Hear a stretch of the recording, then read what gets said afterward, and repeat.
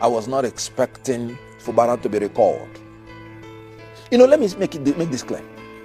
I am not against any peaceful resolution to the crisis. No. As a man of faith, my faith teaches me that follow peace with all men, without which no man can see God. And blessed are the peacemakers, for they shall be called the children of God. I don't have a problem with the governor swing for peace with anybody. No, I don't.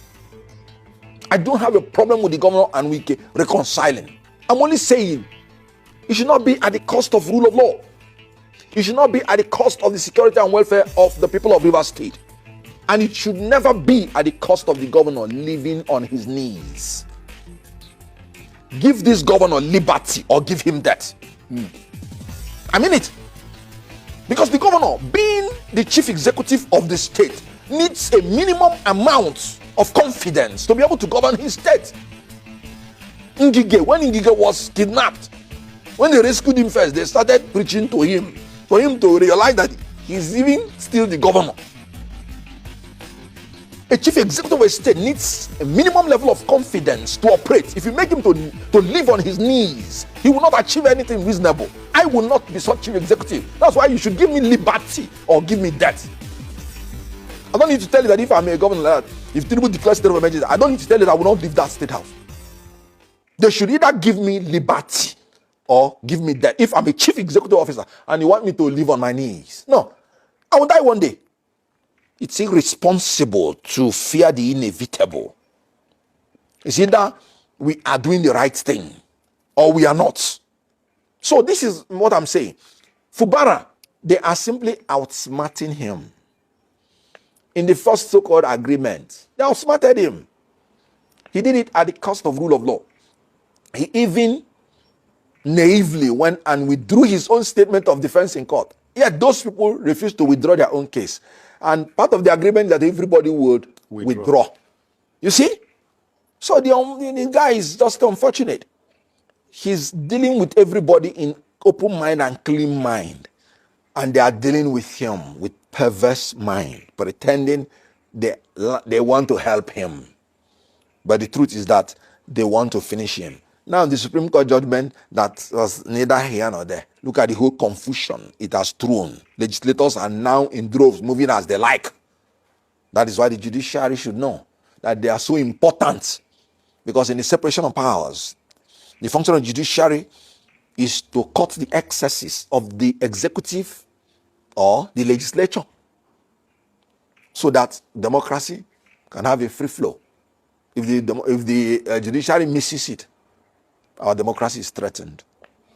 All right, as we wrap up, do you have any words of encouragement for your fans? Well, I have fans both as a Nollywood star. They've refused to let me go. And I want to tell them that it is because of the love they showed for me in that living in bondage that is making me to say I must fight for all of them.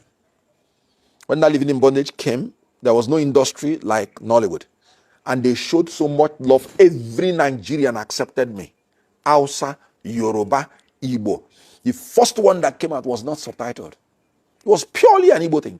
It was the yearning of our brothers from the Yoruba and the Hausa side that made us to take it back to subtitle it.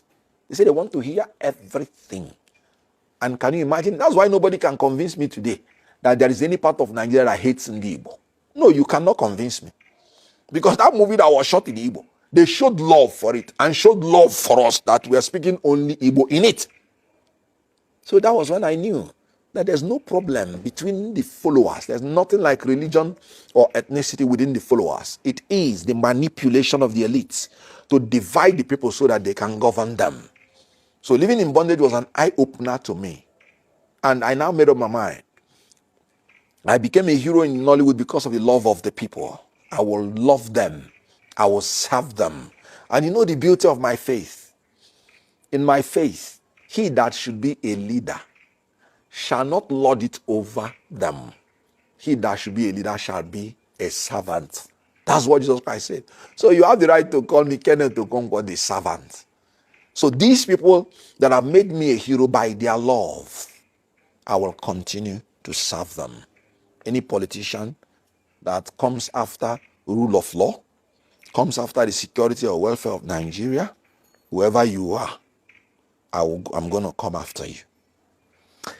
Thank you very much for sparing your time to speak to us on a wide range of issues, and you've spoken passionately from your heart.